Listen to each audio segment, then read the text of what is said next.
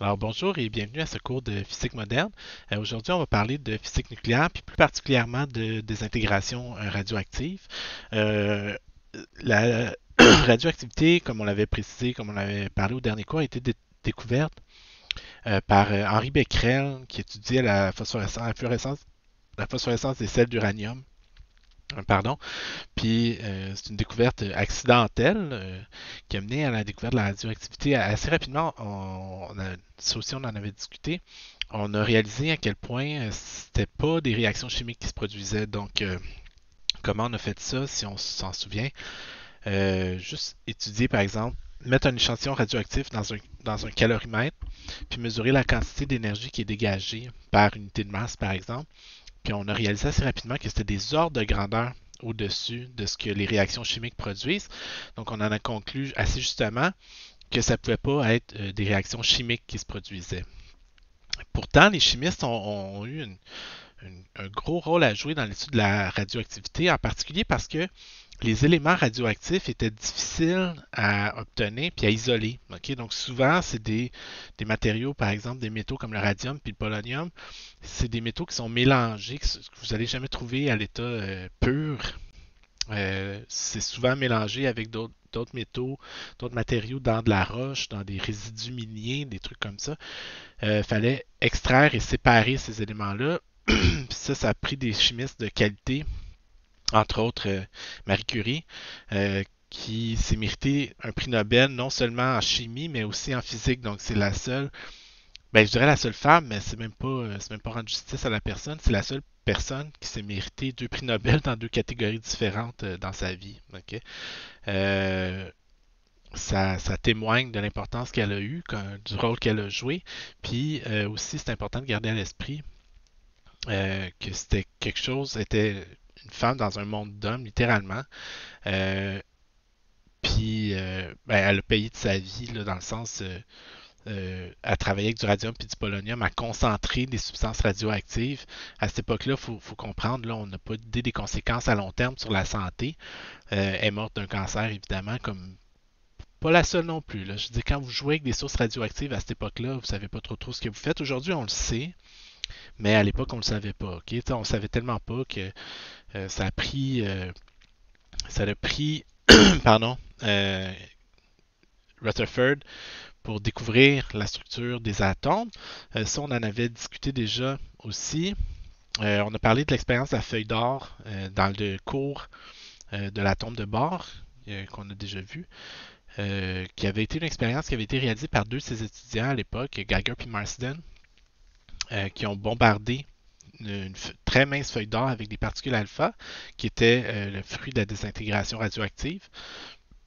Puis, on remarquait des très fortes déviations, puis ça a amené Rutherford à conclure que la charge positive de l'atome ne devait pas être diffuse dans l'atome, mais bel et bien concentrée au cœur de l'atome, dans ce qu'on appelle maintenant le noyau atomique. Okay? Donc ça, c'est le modèle de Rutherford. Okay?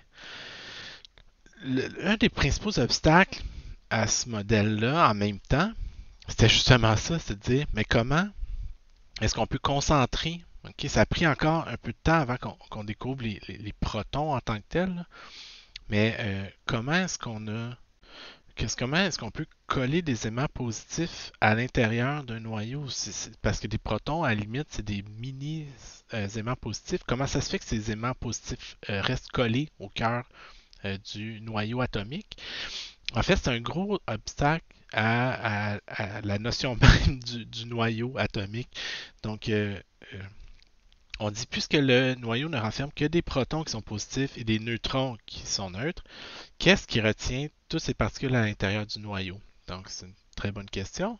Ce qui retient ces particules-là à l'intérieur du noyau, en fait, c'est ben, s'il y a la force électrostatique et la force de répulsion entre les aimants positifs, c'est qu'il doit y avoir une force encore plus forte qui les fait coller ensemble. C'est ça le modèle qu'on se fait présentement de la structure des noyaux. Cette force-là est la force nucléaire qu'on appelle. Euh, techniquement, il y a deux types de forces nucléaires. Il y a une force nucléaire qu'on appelle forte, puis une force nucléaire qu'on appelle faible. Donc, je vais juste brièvement, il y a quatre forces fondamentales dans la nature. Quatre forces fondamentales. Vous avez la force électromagnétique, là. Donc vous avez la gravité. Ok, ça commence. La gravité. Vous avez la force électromagnétique. La force nucléaire forte. Voyons. J'écris donc bien aujourd'hui. Nucléaire. Puis la force nucléaire se divise en force nucléaire qu'on appelle faible, puis la force nucléaire forte. Ok. Donc la force nucléaire forte, c'est celle qui est responsable de la cohésion des atomes, c'est elle ici. La force nucléaire faible, on va en revenir, elle intervient dans les désintégrations bêta. Mais c'est la force nucléaire forte ici qui est responsable de la cohésion des noyaux. Euh, quatre forces fondamentales, même si j'écris mal, je peux au moins pas faire d'erreur. Donc la force nucléaire forte, comme on le dit, est une force qui est responsable de la cohésion des noyaux atomiques. Puis, à quoi ça ressemble? C'est une force de très courte portée. Okay? Là, premièrement, c'est une force attractive, contrairement à la force électromagnétique. Ben, excusez. Euh, la force électromagnétique entre des protons est répulsive, mais la force nucléaire forte, elle, est attractive. Donc, prenez deux particules qui sont sensibles à la force nucléaire forte, parce que ce ne sont pas toutes les particules qui le sont, mais les protons sont sensibles à la force nucléaire. Tous les nucléons sont sensibles à la force nucléaire. Okay? Ben, les nucléons, quand ils sont soumis à cette force attractive-là, ils vont avoir tendance à s'attirer les uns sur les autres.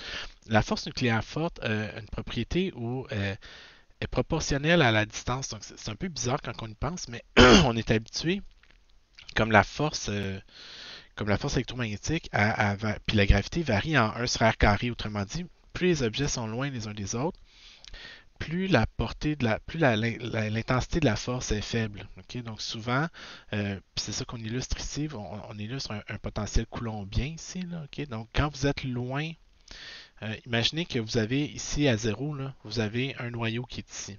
Ça, c'est la barrière de potentiel qu'on illustre ici.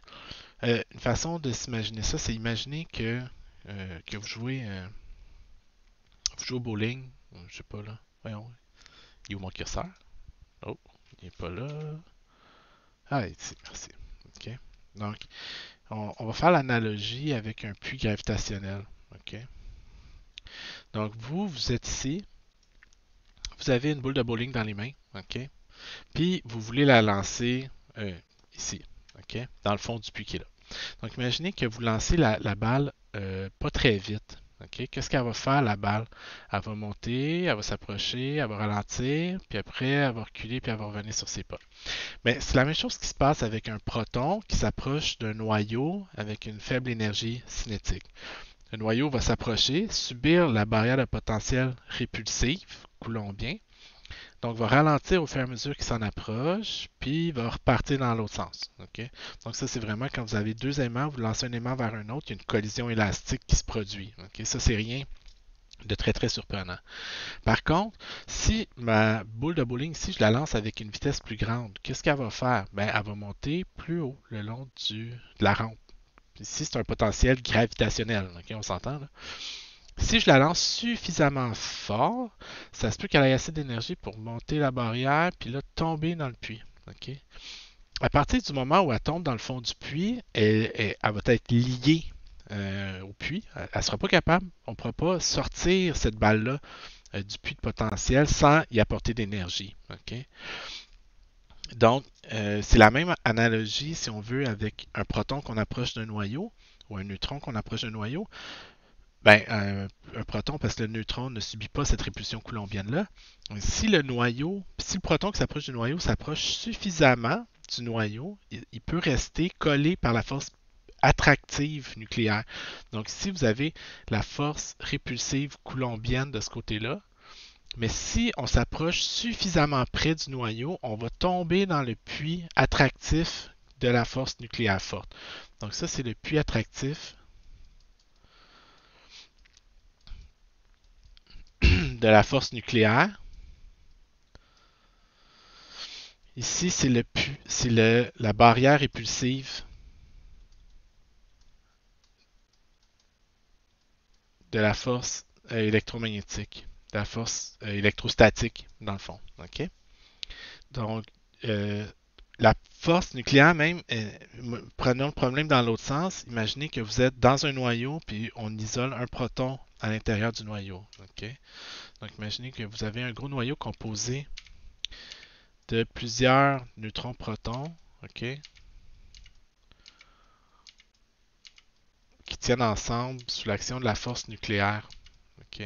Puis, vous regardez un de ces nucléons, OK, qui va être attiré par tous les autres. Okay? Supposons que je veux briser ce noyau-là. Bon, il n'est pas très sphérique, là, on s'entend, là, c'est pas bien grave. Imaginez que je veux prendre ce noyau-là, puis ce proton-là, puis le faire sortir du noyau. Ben, on vient de le dire, il va falloir, c'est comme prendre la particule qui est ici liée au reste du noyau. Il va falloir y fournir suffisamment d'énergie pour la faire sortir de la barrière de potentiel, puis après ça, elle va pouvoir être expulsée du noyau. Donc, c'est pour ça que les noyaux restent essentiellement, la plupart des noyaux restent stables. C'est parce que les protons et les neutrons qu'ils composent sont pas gravitationnellement, sont nucléairement liés les uns aux autres. La force nucléaire, en plus, elle a la propriété d'être proportionnelle à la distance. Okay? Donc, la force nucléaire est proportionnelle, peu importe, là, à la distance. Donc, ce que ça veut dire, c'est que si je sépare, j'essaie de séparer, la force va augmenter. Donc, plus je sépare l'atome, le nucléon, plus je sépare le proton du reste du noyau, plus la force qu'il retient va être grande. C'est littéralement un peu comme un élastique là, ou comme un ressort qui a lui aussi un modèle de force proportionnelle à la position. Donc plus la distance est grande, plus la force va être grande. C'est tout à fait le contraire des forces électromagnétiques puis des forces gravitationnelles qui, elles, vont en 1 sur R carré. Okay? Donc c'est certaines propriétés là, de la force nucléaire. Évidemment, elle va être une force très forte parce qu'elle est plus forte que la barrière de répulsion coulombienne, mais elle a une très courte portée. Okay? Donc, ce que ça veut dire, c'est que pour tomber dans le puits, nucléaire ici, il faut s'approcher à une distance de l'ordre de 2 à 5 Fermi, okay? De 2 à la 5 fois 10 à la moins 15 mètres, des femtomètres. Okay? Donc, c'est typiquement la dimension d'un proton. Okay? Ce que ça veut dire qu'encore là, si on revient à mon modèle où j'ai plusieurs nucléons, comme ici, là, OK, ben, les nucléons sont fortement liés à leurs voisins immédiats, OK, mais dès que vous vous éloignez, là, la force là, rendue même au 2/3e nucléon plus loin, la portée de la force nucléaire est tellement courte que quand vous avez un très gros noyau, ben, les nucléons qui sont d'un bord et les nucléons qui sont de l'autre bord sont même pas directement reliés les uns aux autres. Donc, dans le fond, si vous avez un paquet de nucléons comme ça, c'est qu'ils vont tous coller à leur voisin immédiat. Lui va coller à lui, lui va coller à lui, lui va coller à lui, puis ainsi de suite. Ils vont tous coller à leur voisin immédiat, mais lui est jamais collé directement à celui-là. Donc, ça fait quelque chose de lousse. Okay? Donc, c'est pour ça que quand Lise Meitner, quand Hahn et Strassmann ont découvert les fissions nucléaires, le modèle dominant à l'époque, qui était le modèle aussi relié très fortement aux travaux de Niels Bohr, mais pas pour les électrons, pour la structure de l'atome au niveau du noyau, on s'imaginait une grosse goutte liquide, donc capable, c'est pas très stable, là, parce que le noyau, à un moment donné, puis c'est pour ça, en fait, qu'on comprend qu'il y a une limite à la masse d'un atome, parce qu'à un moment donné, l'atome est tellement grand que la répulsion électrostatique vient à dominer sur la force attractive nucléaire. Donc, parce que lui, puis lui, ils ne sont pas reliés par la force nucléaire, mais c'est deux aimants positifs qui se repoussent quand même. Donc, il atteint un genre d'équilibre là, à un moment donné où les atomes, les noyaux sont tellement gros qu'ils vont avoir tendance à briser spontanément parce que la force nucléaire sera même plus suffisante pour les retenir parce que sa portée est trop petite, tout simplement. OK? Pardon. Donc, la force nucléaire est une force qui est euh, très forte, très intense, mais qui a une portée très courte, plus petite que la plupart des noyaux, en fait. Okay? Mais c'est ça. Donc, comment est-ce qu'on appelle ensuite des particules, des noyaux, pardon, qui ont le même nombre de protons, mais pas le même nombre de neutrons? On appelle ça des isotopes. OK? Donc, ça, c'est quelque chose que vous connaissez. Vous avez sûrement vu ça en chimie si vous ne l'avez pas vu en physique encore. Excusez. Donc, on appelle des isotopes des noyaux de la même espèce atomique qui n'ont pas le même nombre de neutrons, mais qui ont le même nombre de protons. Donc, dans le fond, c'est le nombre de protons qui définit l'espèce atomique. OK? Quand on parle d'isotopes, on peut donner comme exemple le carbone 12, le carbone 13 puis le carbone 14, qui sont trois isotopes du carbone. Ces trois isotopes-là contiennent chacun 6 protons dans leur noyau parce que c'est ce qui définit le carbone. Le carbone est défini par un atome dont le noyau est composé de 6 protons. Ensuite, le nombre de neutrons peut changer. Ce que ça va avoir comme effet, c'est qu'au niveau chimique, ils vont réagir exactement de la même façon parce qu'ils ont tous les trois, et ces trois isotopes-là ont le même nombre de protons dans leur noyau, puis le même nombre d'électrons qui tournent autour, mais ils n'ont pas le même nombre de neutrons. Donc, ils n'auront pas les mêmes propriétés nucléaires. Donc, en particulier, vous pouvez avoir des isotopes comme le carbone 14 qui sont instables. Donc, ils vont avoir tendance à se désintégrer spontanément, alors que d'autres isotopes comme le carbone 12 sont stables et ne vont pas se désintégrer spontanément. Okay? Donc, au niveau chimique, ils vont réagir de la même façon. Au niveau nucléaire, ils ne le feront pas de la même façon. Un autre exemple, c'est par exemple le phosphore. Dans vos bananes, vous avez du phosphore. Il y a une partie de ce phosphore qui est du phosphore 30 qui est radioactif. Okay? Donc, ce phosphore-là va avoir tendance à se désintégrer spontanément, mais c'est juste parce que c'est un isotope instable du phosphore. Okay? Au niveau de la notation, de la nomenclature, on dit à la question 3, un des isotopes du nickel est le nickel 60. On dit pour cet isotope, déterminer le nombre de nucléons, de protons et de neutrons. Donc, euh, un peu de nomenclature, oui, pardon. Donc, si on veut, dans le fond, définir c'est quoi un nucléon, ben, un nucléon, c'est une particule qui fait partie du noyau, tout simplement. Donc, si c'est relié directement au nombre de masse. Donc, le nombre de masse A et nous indique sur le nombre de nucléons. Okay? Donc, si c'est du nickel 60, ça veut dire qu'il y a 60 nucléons dans le noyau. Le nombre de protons est donné par l'espèce atomique. Donc, le nickel, on va aller fouiller dans un tableau périodique. Le numéro atomique du nickel est le 28. Donc, ça veut dire qu'il y a automatiquement 28 protons dans le noyau.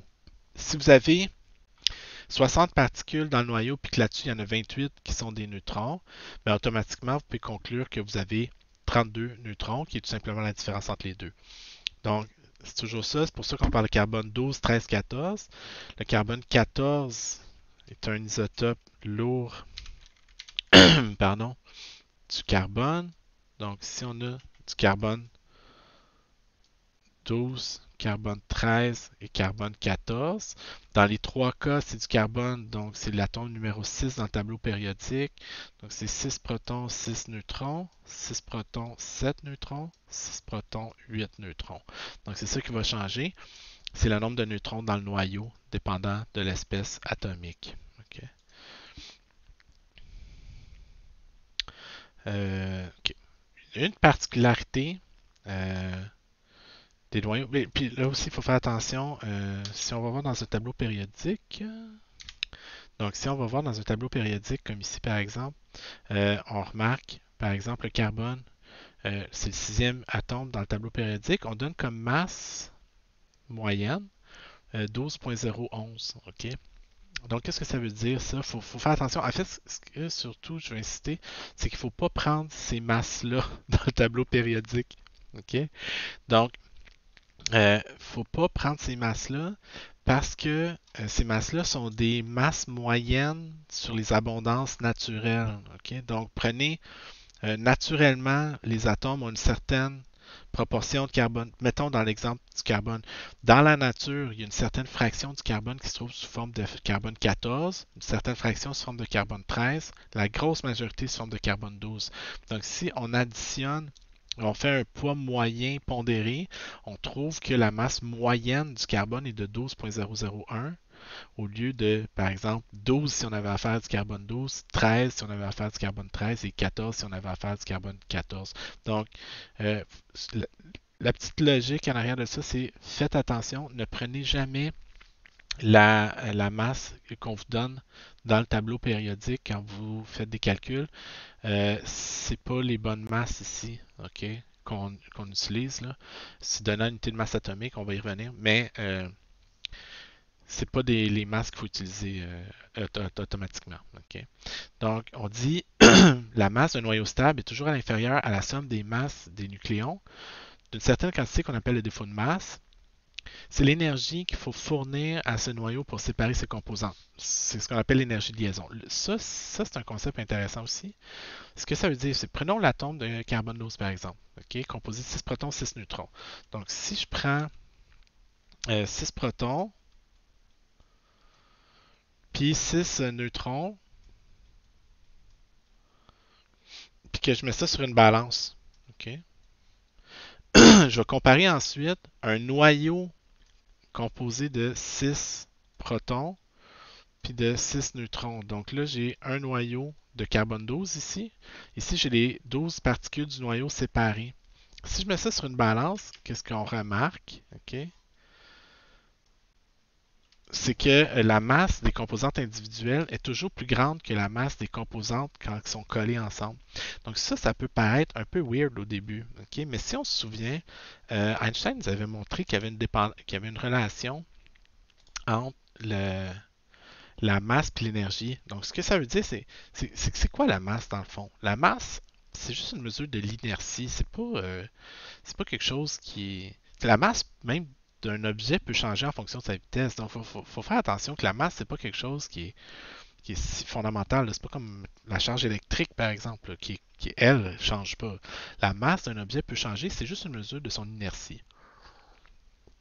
Mais, ce que ça veut aussi dire, ça veut dire que si on prend la masse des composantes puis qu'on la compare avec la masse du noyau, ben, il y a toujours une différence entre les deux qu'on appelle le défaut de masse. À ce défaut de masse-là, on peut associer une énergie de liaison. Okay? Donc, ce que ça veut dire que en s'associant, ces 12 particules-là ont vu leur masse diminuer d'une certaine quantité qu'on appelle le défaut de masse delta M. Okay? Ce défaut de masse-là va avoir dégagé de l'énergie, okay, delta M fois C au carré. Ça, c'est la quantité d'énergie qui va avoir été dégagée en associant le noyau.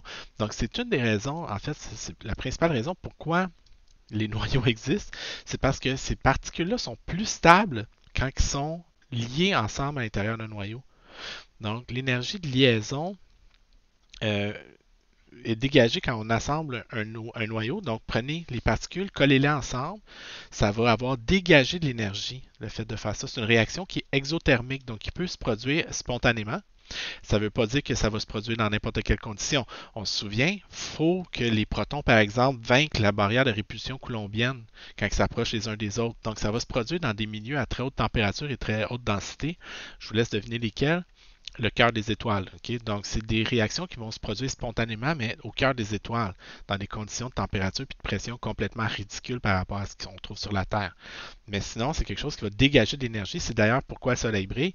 Le Soleil brille parce qu'il transforme des protons, il transforme des noyaux d'hélium en des noyaux d'hydrogène, pardon, en hélium. Donc, le Soleil, qu'est-ce qu'il fait? Il prend 2 protons, 2 neutrons.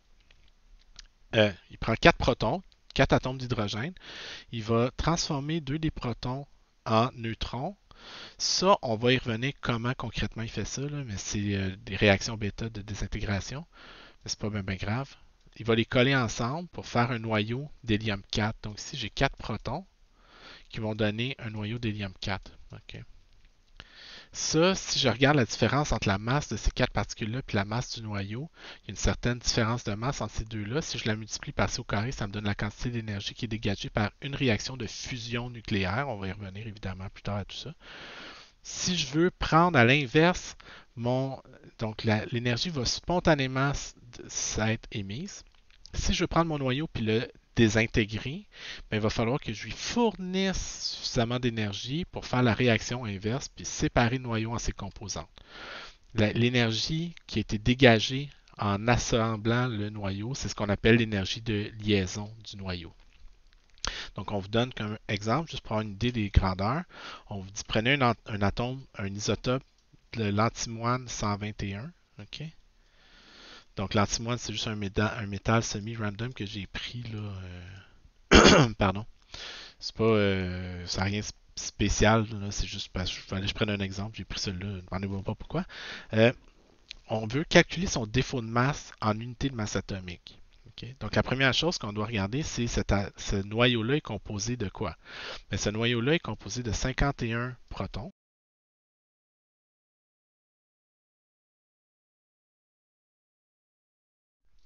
Et de la différence, 121 moins 51, donc 70 neutrons. Donc, sur ma balance, à défaut de masse, je vais mettre d'un côté 51 protons, puis 70 neutrons. Puis de l'autre, je vais mettre mon noyau d'antimoine 121. OK? Là, je vais aller fouiller dans des tables pour trouver la masse de l'antimoine 121. Mais si je vais fouiller dans le manuel, par exemple, OK, je vais trouver la masse de l'atome. OK, attends une seconde. Là. Voyons, on va être fatiguant ça. Donc, c'est ça. Donc, si on veut trouver, là, bon, ça c'est ça que je veux dire. Il faut faire attention parce que si je fouille rapidement puis que je vais juste chercher un tableau des masses atomiques, OK, euh, je l'avais, excusez, c'est plus ça là que je cherche. OK, donc si je cherche, mettons, les masses atomiques, puis que je vais voir la masse atomique, mettons, de l'antimoine, OK, il me donne 121,76. Mais ça, cette masse atomique-là, c'est la masse atomique dont je vous parlais qui est moyennée sur les abondances naturelles des éléments. OK? C'est pas ce que je veux parce que ça, l'antimoine, naturellement, c'est composé de deux isotopes. OK? Donc, vous avez de l'antimoine 121 puis l'antimoine 123. Donc, moi, ce que je veux, c'est l'antimoine 121. Donc, il faut vraiment aller chercher des tables de masse isotopique. OK? Donc là, il faut vraiment faire attention. Ça, c'est un document que j'ai trouvé. OK? Donc, il y a la table à la fin du manuel. OK? Mais si vous êtes sur le web, ça peut aussi se trouver. Table des masses isotopiques puis des abondances naturelles. Donc, par exemple, vous allez pour l'antimoine. L'antimoine, naturellement, c'est composé à 57% d'antimoine 121, puis à 42%, 43% d'antimoine 123. Donc, si on fait la masse moyenne entre les deux, c'est ça qui va être la masse rapportée dans le tableau périodique. Nous, ce qu'on veut, c'est vraiment la masse de l'antimoine 121. OK?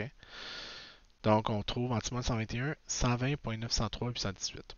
Bon, le problème ici, c'est que cette masse-là, ici, on veut le défaut de masse du noyau. Okay? Donc, si je voulais trouver, par exemple, la grandeur du défaut de masse, okay, je prendrais la masse de mes composantes, puis après, j'enlèverais la masse de l'atome, du noyau ici, okay, du noyau assemblé. Là, okay? Donc, juste le noyau, OK? Ici, c'est la physique nucléaire. Les électrons, on s'en préoccupe pas. D'un côté, j'ai 70 neutrons, 51 protons. De l'autre côté, j'ai 121 nucléons dans mon noyau d'antimoine. Le problème, c'est que quand je vais fouiller dans mes tables, cette masse-là, elle contient les 51 électrons qui tournent autour de mon noyau. C'est la masse de l'atome qui est donnée dans le tableau, c'est pas la masse du noyau. Donc, le problème, okay, c'est que la masse listée contient 51 électrons de plus parce que ça me donne la masse de l'atome d'antimoine au lieu de la masse du noyau. Mais si je veux garder la même différence, il va donc falloir que j'ajoute 51 électrons de l'autre côté aussi. OK? Parce que sinon, ma balance, autrement dit, si je veux comparer ça puis que dans ça, il y a 51 électrons qui sont inclus, ben, il va falloir que j'inclue 51 électrons de ce côté-là aussi. OK? Donc, je vais ajouter 51 électrons de ce côté-là. Au lieu d'être 51 protons puis 70 neutrons, je vais prendre 51 protons plus 51 électrons. Donc, il faudrait que je fasse ça moins la masse de l'antimoine 121. Mais là, wow, là, ça devient confus un petit peu, là, excusez, là. OK. Mais si je prends 51 protons et 51 électrons, ça donne 51 atomes d'hydrogène. OK? Donc, le delta M, la différence de masse, ok, je vais prendre 51 protons plus 51 électrons, ça donne 51 fois la masse de l'hydrogène, auquel je vais additionner la masse de 70 neutrons. Donc ça, c'est la masse du côté gauche de la balance. Puis du côté droit de la balance, j'ai la masse de mon atome d'antimoine 121. Ok. Donc ça, c'est la masse de l'atome ici. Donc, c'est vraiment juste pour faire le lien, là, je vais le clarifier un petit peu, là, ok, parce que c'est vraiment important de bien comprendre ça. C'est que ce que je veux, c'est la différence entre, on cherche la différence entre la masse de 51 protons puis 51 70 neutrons. Oups, je devrais plutôt écrire 51 fois la masse d'un proton plus 70 fois la masse d'un neutron. Donc ça, c'est le plateau de gauche de ma balance. Le plateau de droite, c'est la masse de mon noyau. Le problème, c'est que ça me donne la différence de masse. Okay? Le problème, c'est que les tables ne me donnent pas la masse des noyaux. Les tables me donnent la masse des atomes. Okay? C'est quoi la différence entre un noyau et un atome? C'est le cortège d'électrons qui tourne autour. Donc, si j'ajoute des électrons de ce côté-là, ben, il faut que j'ajoute aussi le même nombre d'électrons de l'autre côté. Puis comme j'ai 51 protons, j'ai ça va inclure 51 électrons. Donc, je vais additionner, au lieu des protons, je vais utiliser la masse de l'hydrogène, parce que dans le fond, un atome d'hydrogène, c'est juste un proton puis un électron qui tourne autour. 70 masse neutrons. Donc ça, c'est mon plateau de gauche, moins la masse de mon atome ici, qui, elle, contient aussi des électrons. Donc ça, c'est pas d'électrons, ça, c'est avec autant d'électrons de chaque bord. Donc l'égalité reste respectée. Okay? Donc dans mon exemple ici, pardon, euh, les différentes masses impliquées, ça aussi se trouve dans, voyons, excusez, ok. Donc les différentes masses en jeu, la masse d'un atome d'hydrogène, ça, vous allez fouiller dans une table, c'est 1.007825, unité de masse atomique. On va y revenir, c'est quoi la définition d'unité de masse atomique. La masse d'un neutron, c'est 1.008665 unités de masse atomique. Puis dans mon exemple, la masse de l'atome d'antimoine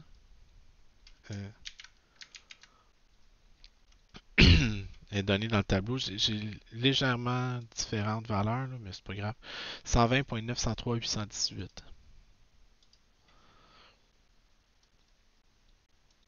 903.818. Je vous suggère de garder presque toutes les décimales ici. Okay? Donc si je calcule 70 fois 51 fois ça plus 70 fois ça d'un bord moins ça, ça me donne un défaut de masse d'environ 1.1018 unité de masse atomique. Okay?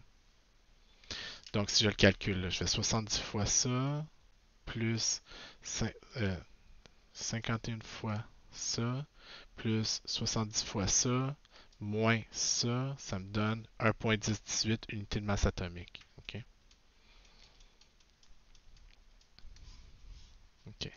Donc ça veut dire quoi? Ça veut dire qu'en associant 121 nucléons, il y a la masse de plus d'un nucléon qui est disparu. Donc à peu près 1% de la masse, un petit peu moins, là, environ 1% de la masse est disparue. Donc, c'est pour ça que c'est vraiment plus important l'énergie impliquée dans la physique nucléaire que l'énergie impliquée en chimie. En chimie, quand vous produisez ou dégagez, quand vous avez une réaction exothermique, la masse des composantes, elle ne change pas. Okay? Quand vous faites une réaction nucléaire, la masse des composantes, elle change. Mais en fait, dans la réaction chimique, la masse, elle change. Mais c'est juste qu'elle change à tellement loin dans les décimales que c'est pas mesurable, la différence de masse. Puis on se sert même de la constance de masse dans les réactions chimiques pour définir la stoichiométrie de mémoire. C'est basé sur le fait que la masse est conservée. Okay? Mais si vous avez une réaction nucléaire, une réaction chimique entre 10 grammes de A et 5 grammes de B, ça va vous donner 15 grammes de C. Okay? Ben, pas en physique nucléaire. Okay? En physique nucléaire, quand vous collez des particules, vous séparez des particules, la masse, elle change. Okay? Encore une fois, si une réaction chimique dégage de l'énergie, c'est parce que la masse des réactifs change. C'est juste que cette masse-là, la différence de masse n'est pas mesurable, okay, à notre échelle. Elle est trop faible. Donc, c'est pour ça que les réactions chimiques, relativement aux réactions nucléaires, sont de très faible énergie. Okay. C'est pour ça que la bombe atomique, c'est une bombe basée sur la physique de l'atome, pas sur la chimie de l'uranium. Okay. Pardon. On vous demande ensuite de calculer l'énergie de liaison exprimée en MeV. Okay. Donc, ce qu'on va faire, c'est qu'on sait que à cette différence de masse-là correspond une énergie. Donc, on va prendre ma différence de masse en unité de masse atomique. On va la mettre en kilogrammes. Donc, pour mettre ça en kilogrammes, il faut mesurer c'est quoi une unité de masse atomique en kilogrammes. C'est 1,66 fois 10 à la moins 27 kilos. OK. Donné dans des tables. Évidemment, vous n'avez rien besoin de retenir ces chiffres-là par cœur. OK. Donc, je vais multiplier par 1,66 fois 10 à la moins 27 kg par unité de masse atomique. Je vais ensuite multiplier par le carré de la vitesse de la lumière, 3 fois 10 à la 8, à la 2. Puis, je vais l'exprimer en MeV, OK? Donc, en millions d'électronvolts. Donc, je vais diviser par 1,6 fois 10 à la moins 19, puis diviser par 10 à la 6 pour l'exprimer en millions d'électronvolts. Donc, si je calcule ce paquet de constantes-là, OK, qui sont toujours les mêmes constantes, ça donne 931,5 MeV par C carré, par unité de masse atomique. Okay. Donc, unité de masse atomique.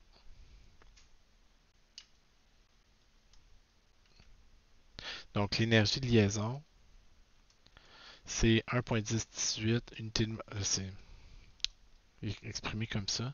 1.1018 unité de masse atomique fois 931,5 MeV par C carré par unité de masse atomique. Donc, l'énergie de liaison dans mon exemple va être de 1026 MeV.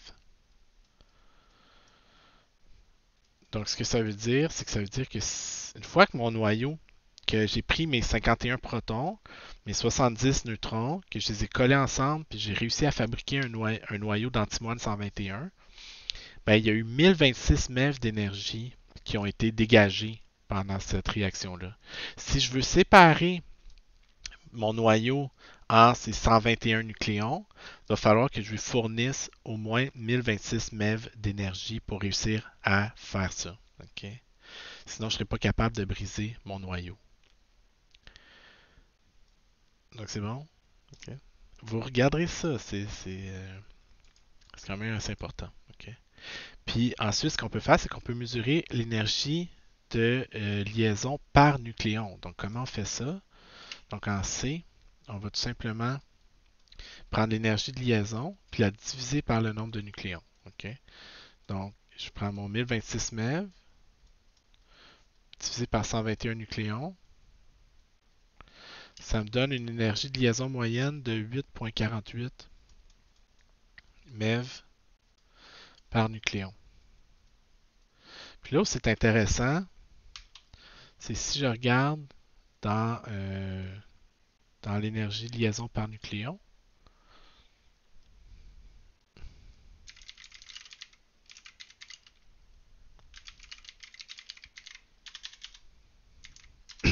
pardon, puis que je fais cet exercice-là pour toutes les... je vais faire cet exercice-là pour tous les atomes que je connais. Bon, ok, c'est pas ça que je voulais. Qu'est-ce qu'on obtient? On obtient une table qui ressemble à ça à peu près. Okay? Donc, vous en avez une image dans le Benson, là? Okay.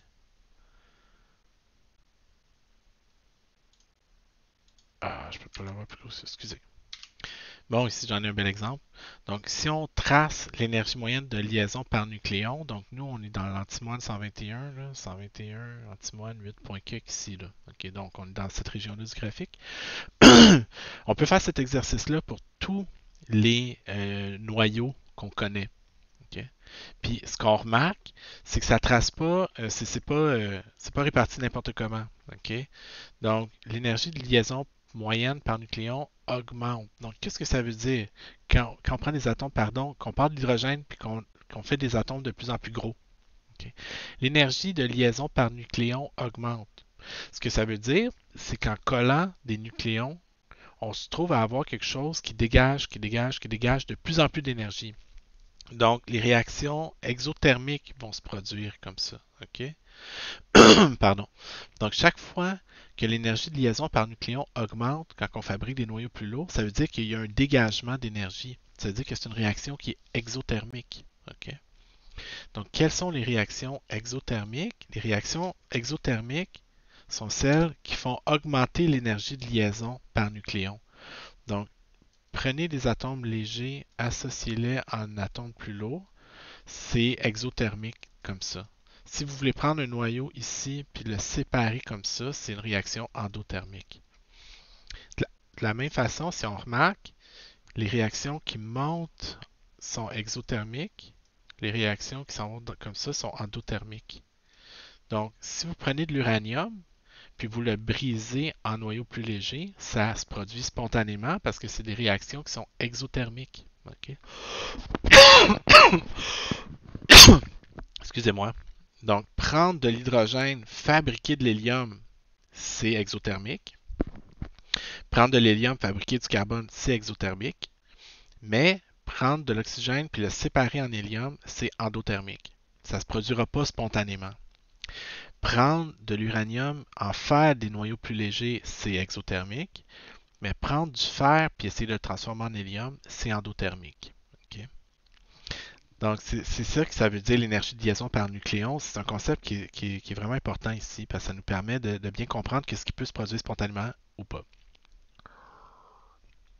La question aussi que ça peut soulever, qui n'est pas mauvaise, c'est comment ça se fait d'abord que les réactions, qu'il y a des atomes plus lourds que le fer existent. Okay? Parce que ça, on sait que c'est les étoiles qui prennent de l'hydrogène, qui fabriquent de l'hélium, qui prennent de l'hélium, fabriquent du carbone. Donc, on sait que les étoiles sont les machines qui vont prendre des éléments très légers dont est composé l'univers pour en faire des éléments de plus en plus lourds. Okay? Rendu au fer, c'est impossible de fusionner du fer pour faire quelque chose de plus lourd de façon exothermique. Donc, ce que ça veut dire, c'est que spontanément, on pourrait avoir tendance à penser que les atomes plus lourds que le fer ne devraient pas exister parce qu'ils ne peuvent pas dégager d'énergie. On ne peut pas dégager d'énergie en fusionnant du fer.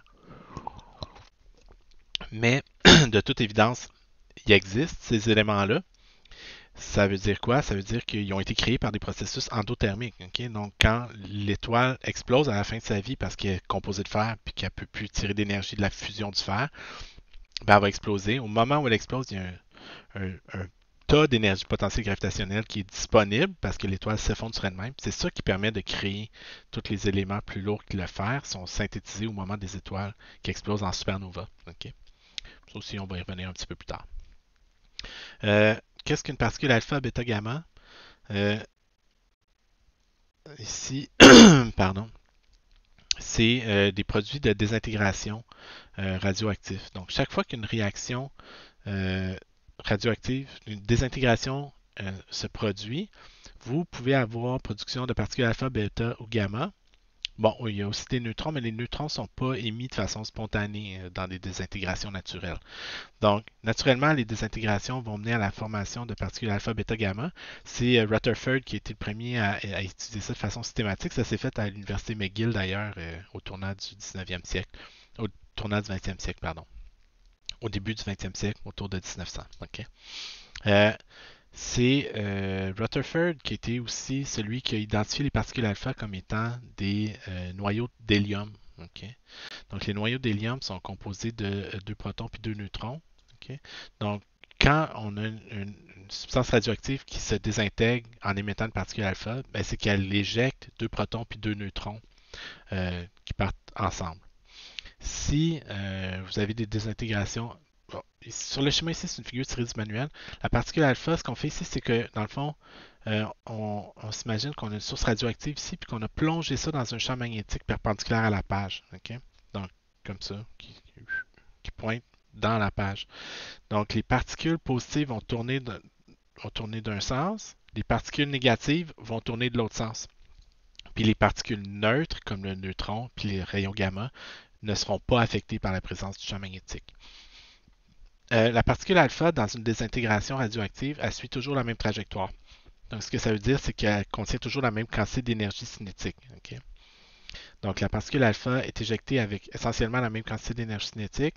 Donc, elle va suivre toujours elle a la même vitesse. Donc, elle va suivre la même trajectoire dans le champ magnétique. Les particules bêta, c'est un petit peu plus bizarre parce que les désintégrations bêta, vous en avez deux types. Vous avez des désintégrations négatives, des bêta moins, puis vous avez des bêta plus. Okay? Les bêta moins, on identifie ça des électrons. Okay? Donc, les particules bêta moins, c'est des électrons. Okay?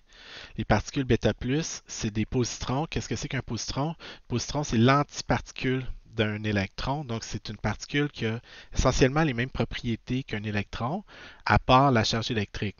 Okay? Donc, la charge électrique, au lieu d'être négative, elle est positive, mais il y a la même masse qu'un électron.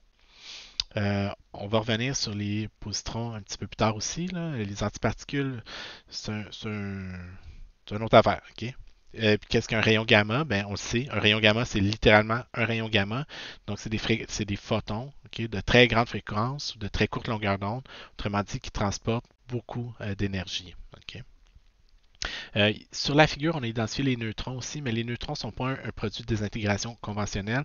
Autrement dit, vous n'avez aucune substance qui naturellement va juste shooter des neutrons. Okay? Si une particule se désintègre, elle va nécessairement émettre soit une particule alpha, soit une particule gamma, soit un rayon. Pardon. Soit une particule alpha, soit une particule bêta, soit un rayon gamma. Okay? C'est les seuls mécanismes de désintégration. Comment est-ce qu'on peut visualiser les mécanismes de désintégration? Ben, imaginez, ça c'est une chambre à bulles, okay? Une chambre de Wilson qu'on appelle. Vous avez, normalement, si vous mettez en sandwich mettons, l'hydrogène supercritique. Donc, ça veut dire qu'il est liquide, mais à une température où normalement il serait supposé être en vapeur. Donc, ça prend juste une très petite perturbation pour qu'il s'évapore. Okay? Puis, vous plongez ce truc-là, dans un champ magnétique intense. Ce que vous avez, c'est que vous voyez littéralement des particules passer. Okay? Donc, des fois, vous voyez, mettons, rien, puis là, pouf, il y a quelque chose qui apparaît ici, vous voyez un V. Là, okay? C'est-à-dire qu'il y a quelque chose qui est apparu, puis ici, encore une fois, c'est plongé dans un champ magnétique. Les particules chargées positivement vont tourner d'un sens, les chargées négativement vont tourner dans l'autre sens. Okay? Donc, vous avez quelque chose qui est chargé positivement qui part d'un base, quelque chose qui est chargé négativement qui s'en va dans l'autre direction. Donc, ça, c'est comment reconstruire des trajectoires de particules élémentaires. Là. Donc souvent, les petites spirales comme ça ici, c'est des particules légères, c'est des électrons là, qui vont spiraler. Les particules plus massives, comme leur masse est plus grande, leur inertie est plus grande, ils vont avoir tendance à moins tourner dans les champs magnétiques. Okay? Donc, ils ont des trajectoires où le rayon de courbure est beaucoup plus faible. Donc, généralement, le rayon de courbure est une indication de la masse de la particule. Plus le rayon de courbure est petit, plus la masse est petite, normalement. Okay? Ouais, ok.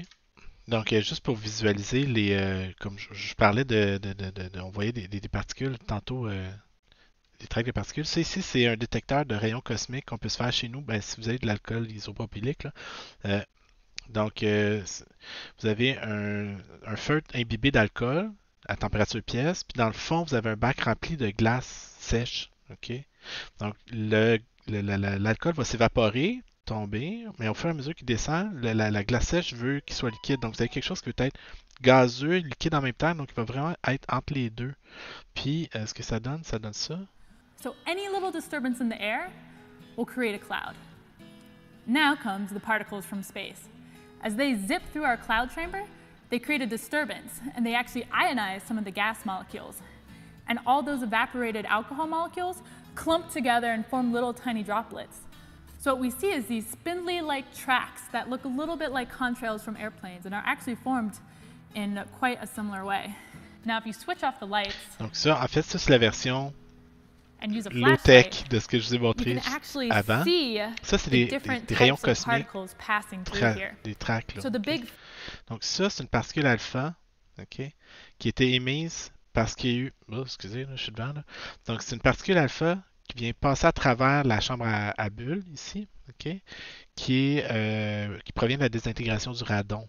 Okay? Quand vous avez fat tracks are from Quand vous radon avez des petits trucs comme ça, wiggly, ça c'est des électrons, ok, ou des positrons qui sont produits. Ok. atoms Mais spitting les électrons sont tellement légers qu'ils entrent en collision avec les molécules d'air, puis ils vont avoir tendance à suivre des chemins un peu bizarres. Les lignes droites, c'est des muons. Ça, c'est des muons cosmiques. Vous vous souvenez, on parlait des muons dans le cadre du cours sur la relativité. out Mais ça, alpha c'est des muons. particles. Donc, vous The avez very des muons, long, des straight électrons. ones Donc, are ça, from c'est muons. So muons are the bowling balls of the fun. on dit les muons, c'est des bowling balls. Là. Ils voyagent en ligne droite, ils ne sont pas affectés. Là. Ils sont trop massifs pour être déviés. Mais ce qu'on voit, c'est le rayonnement cosmique là, ambiant dans un détecteur que vous pouvez vous faire chez vous assez low-tech, pareil. Là, okay? Donc ça, ce que je vous ai montré ici, en fait, c'est la même chose, entre guillemets, mais plongé dans un champ magnétique en plus. Donc ça va forcer les particules positives à tourner d'un bord et les négatives à tourner de l'autre bord. C'est un détecteur de particules essentiellement. Des détecteurs de particules, vous en avez plusieurs. Un que vous connaissez peut-être, c'est le détecteur, pardon, le LHC, okay, qui est un tunnel de 27 km de circonférence à cheval entre la France et la Suisse. Donc, on vous disait justement, là, quand faire de la physique, c'est juste de smasher des atomes ensemble de plus en plus vite. Mais là, on est rendu à les smasher avec une énergie de 13 fois 10 exposant 12 électronvolts. Okay? Donc, 1 million d'électronvolts pactés dans 2 protons qui vont entrer en collision. Okay? Donc là, on essaie de sonder la structure des particules élémentaires maintenant, puis essayer de trouver de quoi sont composées ces particules élémentaires-là. Ben, déjà un scoop en passant, les protons ne sont pas des particules élémentaires. Les protons et les neutrons sont eux-mêmes composés de quarks, ce qu'on appelle, donc ils ont une sous-structure. On va y revenir assez rapidement. Le LHC, c'est un laboratoire où vous allez produire des pétabytes de données par année. Ça n'a pas de rapport à la quantité de données informatiques qui sont générées par un réacteur, par un accélérateur comme ça. Donc, vous avez ici le petit anneau qui est un injecteur pour accélérer des particules, les envoyer dans le gros anneau. Puis là, c'est dans le gros anneau que vous allez avoir 4 détecteurs qui sont placés aux 4 extrémités. Je donne un exemple d'un de ces détecteurs-là qui est le détecteur Atlas. Qui est dans le fond un immense aimant, okay, qui est composé de plusieurs composantes. Donc, vous avez plusieurs aimants en fait qui sont là. Vous avez des capes à muons qui sont là pour détecter les muons, des calorimètres. Essentiellement, c'est un gros calorimètre, donc ça va mesurer le dépôt d'énergie. Okay? C'est juste que si vous voulez avoir la meilleure résolution possible, vous devez utiliser des éléments les plus petits. Donc, la collision est faite pour se produire en plein milieu ici. OK? Puis là, autour, vous allez avoir des calorimètres qui vont détecter différents types de particules. Pour vous donner l'échelle, je ne sais pas si vous voyez ici, là, ça c'est un ingénieur à l'échelle. OK? Donc c'est fait pour détecter des particules élémentaires et c'est complètement ridiculement énorme ce truc-là. OK? Donc c'est le détecteur Atlas ou LHC. C'est une merveille technologique. Okay? Littéralement, il n'y a pas d'autre mot pour ça. Donc voici les ingénieurs à l'échelle. OK, là? Donc, vous avez différents types de calorimètres qui vont détecter différents types de choses. Tout ça est plongé dans un fort champ magnétique pour forcer les particules chargées à tourner d'un bord ou de l'autre. Donc, à quoi ça ressemble quand vous avez des collisions qui se produisent? Ça ressemble à ça. Donc, on est capable de reconstruire la trajectoire des particules. Connaissant le rayon de courbure, on est capable connaissant le champ magnétique qu'on a appliqué, mesurant le rayon de courbure, on est capable de déduire la masse des particules qui sont émises, leur charge. Puis, on peut ensuite mesurer la quantité d'énergie qui est déposée partout dans le détecteur. Vous avez des muons qui vont apparaître en bleu. Vous allez avoir différents types de particules qui vont apparaître de différentes couleurs. Puis c'est à partir de ça qu'on est capable de reconstruire, par exemple, c'est comme ça qu'on a détecté en fait le boson de Higgs. Parce que, imaginez, ce qu'on disait, c'est, mettons, vous avez telle probabilité de produire tel événement. Quand vous avez deux particules qui entrent en collision, bien, vous allez telle probabilité de produire tel élément, telle probabilité de produire telle particule. Puis, votre modèle prédit certaines probabilités. Ce que vous faites, c'est que vous faites l'expérience des milliards de fois, puis vous regardez si les statistiques que vous obtenez collent aux probabilités que votre modèle prédit. Si les probabilités collent au modèle, vous avez une bonne idée que votre modèle n'est pas pire. Si les statistiques que vous observez ne collent pas aux prédictions du modèle, bien, vous savez qu'il y a quelque chose qui cloche dans votre modèle. Donc, vous faites différents modèles avec différentes prédictions. vous faites l'expérience, vous regardez quel modèle a les statistiques qui correspondent le mieux au, les statistiques collent à quel modèle, puis ça vous permet d'identifier le bon modèle, par exemple, pour vos particules élémentaires. Donc, ça produit une quantité phénoménale de données. Ça produit beaucoup trop de données, en fait, pour que ça soit possible de l'analyser en temps réel. Souvent, ces expériences-là, ce qu'ils font, c'est qu'ils roulent, ils accumulent les données, ils accumulent les données.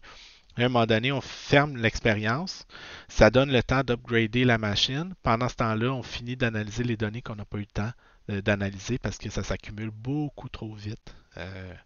Donc, c'est un peu une notion de physique des particules, comment on suit des particules élémentaires. Si on veut revenir, par contre, à nos particules alpha, bêta, gamma, ils n'ont pas les mêmes propriétés. Okay? Donc, certaines des propriétés qui les distinguent, c'est qu'ils n'ont pas le même pouvoir de pénétration. Les particules alpha sont très massives, mais en même temps, sont très peu énergétiques. Une feuille de papier, c'est assez pour les bloquer. En fait, même moins que ça, de la poussière, de la fumée, c'est assez pour les bloquer. D'ailleurs, puis ça, on va en discuter, mais c'est le principe de fonctionnement derrière un détecteur de fumée. Okay? Un détecteur de fumée, en fait, c'est basé sur l'absorption des particules alpha par la fumée. Quand les particules alpha sont absorbées, le courant est coupé dans notre détecteur, puis là, on détecte qu'il y a un problème, puis le détecteur de fumée va se mettre à sonner. Donc oui, il y a des substances radioactives dans les détecteurs de fumée, on va y revenir. Les particules bêta-, les électrons sont un peu plus énergétiques, mais une feuille d'aluminium est capable de les absorber. C'est pour ça que, si vous vous souvenez, puis ça c'est loin, là, je vous avais montré une vidéo dans une grosse chambre à vide, là, on laissait tomber une boule de bowling puis une plume en même temps. On remarquait, euh, c'était-tu, en tout cas, c'était David Green, Brian Green, non, bref, il expliquait que l'intérieur était recouvert d'aluminium, c'était parce qu'on étudiait on avait des systèmes à propulsion radioactive, donc on mettait de l'aluminium pour gérer le rayonnement, ben, c'est une des raisons pour ça. Puis les rayons gamma, par contre, eux, ont un pouvoir de pénétration extrêmement grand, donc ça prend une bonne épaisseur de plomb ou de béton pour absorber complètement les rayons gamma qui sont produits dans une désintégration radioactive. OK? Donc, ça, c'est les différentes propriétés des particules alpha, bêta et gamma. Donc, on va revenir dans la prochaine vidéo. On va faire des exemples de ça. On va commencer avec la question 6, où on va parler vraiment des exemples spécifiques de désintégration nucléaire, puis on va mettre les équations en place. Okay? Donc, on se revoit pour le prochain cours.